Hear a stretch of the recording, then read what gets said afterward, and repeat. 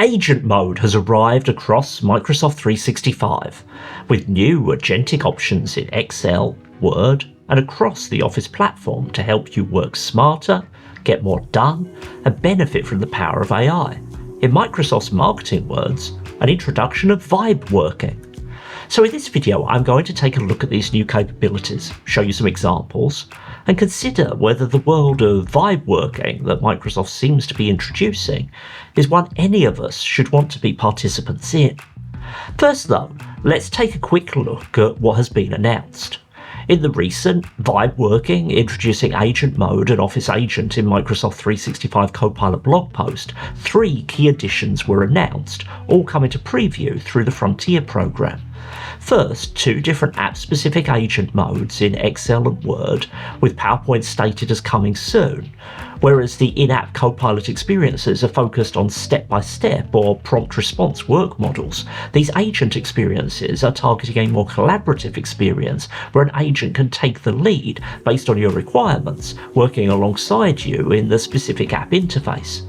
Next is Office Agent, an experience available from the Copilot chat interface, although probably not where you'd think. We'll get to that a little later. This agent is an orchestrator of agents, or the primary agent in a multi-agent system, taking advantage of frameworks like Agent-to-Agent and MCP to flexibly deliver Office file format outputs based on the user interaction in the chat.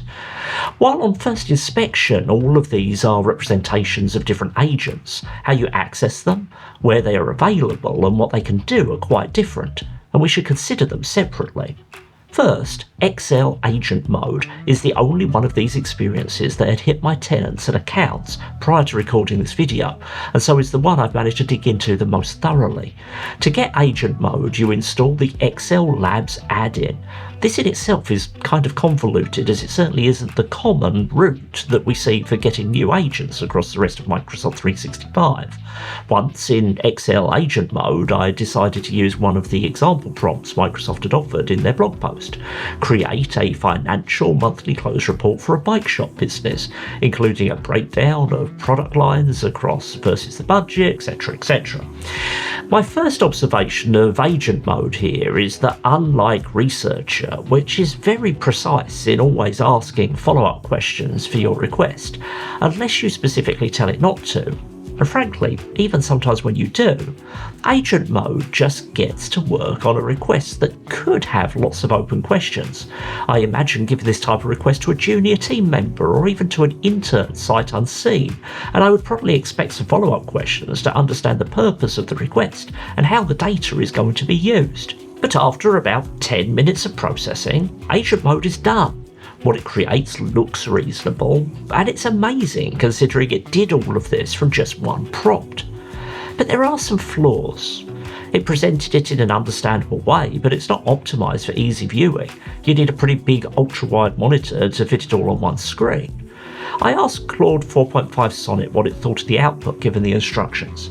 It offered a C+ or B-, but it might be biased. What I do really like is it explains what it's doing and what's going on in the final output extremely clearly. If you're finding this video useful, please give it a like, leave a comment letting me know what helped you the most, and get subscribed. And if you need more help with understanding these kinds of issues, consider getting in touch. I help small and medium-sized businesses around the world with adopting Copilot, associated Microsoft tools, and planning and managing AI-focused projects. I'd love to learn what you're planning and let you know how I can help.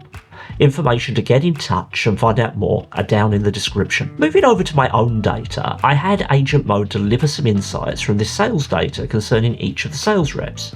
Again, it did a good job based on one prompt, although it did end up dropping a chart on top of the data, so design-wise there's still improvement to make. The base Copilot in Excel ended up with similar results numerically, but didn't match Agent Mode in terms of report design. And the Analyst Agent, another tool using a deep reasoning model in the background, achieved a similar level of result. I don't have access to Agent Mode in Word yet, but to me the examples shown fit a scenario where you need Copilot's writing abilities, but with a greater layout manipulation fidelity. This takes me back to some of the earliest demos we saw of how Copilot in Word might work, where it was able to more thoroughly manipulate not just the text but the layout, a set of features that have never quite been there in Copilot in Word. This, along with direct control of the document from the chat interface, far better parallels the experience we already have in Claude or ChatGPT, where when dealing with artifacts or canvases, we can directly turn text prompts into AI-human writing collaboration. This set of features look great, but I do think it could be argued that this should simply be the capabilities of Copilot in Word, rather than some add-on agentic experience. Both Excel Agent Mode and Word Agent Mode are available in the Frontier program to business users with a Microsoft 365 Copilot license, as we'd probably expect. But moving on to Office Agent, things get a little weird. This is going to initially be available only to users of Microsoft 365 consumer licenses, but the reason for this might soon become clear. The Office Agent is different from Agent Mode in Excel or Word in that this is a chat-based experience enabling you to work collaboratively with Copilot to generate rich content in Office file formats directly from Copilot Chat. And yes, consumer Microsoft 365 does have Copilot Chat, just like a business account, which is entirely distinct from the standalone web-based or app-based Microsoft Copilot chat service. To get started, you just access the Office Agent option in Copilot Chat in your consumer account. But unfortunately, even though I can't find any mention of this in the announcement or associated documentation, access to it appears to be via a waitlist of some kind. So for this video, I need to rely on demos Microsoft has shared. Each of Microsoft's demos focuses on PowerPoint, and very genuinely these outputs, the design, the sophistication of the creation process, are impressive compared to what we see today in Copilot in PowerPoint. The agent itself is designed to start by asking clarifying questions, getting to work and then operating collaboratively with the user, and in many ways this kind of approach offers much more of a what if ChatGPT were connected to Office experience than I think Copilot in the apps currently does. However, these are clearly cherry-picked examples, and it's impossible to know how realistic these are against real-world experience without testing. However, we must address that elephant in the room here. Why on earth is a new product like this brought to Microsoft 365 Consumer first? Well, there's probably two reasons. First, Microsoft has also just announced its transition from Copilot Pro to Microsoft 365 Premium, adding additional Copilot functionality into a top-tier consumer-focused plan, so being able to highlight a unique preview feature there probably makes sense. But second, there's another important factor in that this tool is not based on Microsoft's hosted OpenAI models, but on Claude. In my recent video on Claude's integration into Copilot, I highlighted how, because currently these models live outside of Microsoft's ecosystem, many businesses won't want to activate them, and so the same is probably true here, and targeting consumers doesn't carry the same enterprise risk considerations. I do think this represents a ray of light for Claude integration though. The Office Agent is clearly not a tool that is going to permanently only be available to consumers. That would be a crazy decision. Yet it also seems likely that many businesses will never want to open up their Microsoft 365 tenant to Microsoft just piping their data to other clouds to make Claude work. So the fact this tool leverages Claude is, in my opinion, the strongest indicator yet that Microsoft is working on a plan in the background to be able to deliver access to Anthropic models within its service boundary. That would be good news for everyone, as a Microsoft 365 Copilot plugged directly into Claude would, from my perspective, be a big step forward. Now that we've considered what Microsoft has put on offer, we need to think about what it all means. While the technology on display here is compelling, the examples given leave me with questions, and the vibe working moniker gives me real pause. AI adoption isn't all about the technology, it's also about how people use it and how we integrate it safely. Despite the claims of companies like OpenAI that their AI models can deliver PhD-level insights, you don't have to use them too much to start to understand that their utility in many use cases, while profoundly beneficial, is also substantially more limited than you might expect from a human team member with even mediocre knowledge and skills. Threading the needle of gaining maximal benefit from generative AI while mitigating the very real risk in the accuracy and quality of outputs is one of the most significant challenges that exists with this technology. But over the last couple of years, this is something we've all been improving at in real time. Vibe coding, which I'm sure is where this new vibe working term is derived from, is the somewhat light-hearted description that has increasingly been attributed to the work of developers who extensively use AI-based coding assistant and kind of just go with the flow of it. However, as it's moved from developer meme culture to a potential driver of quick wins for people with less technical knowledge, the smiles have somewhat been replaced by horror stories.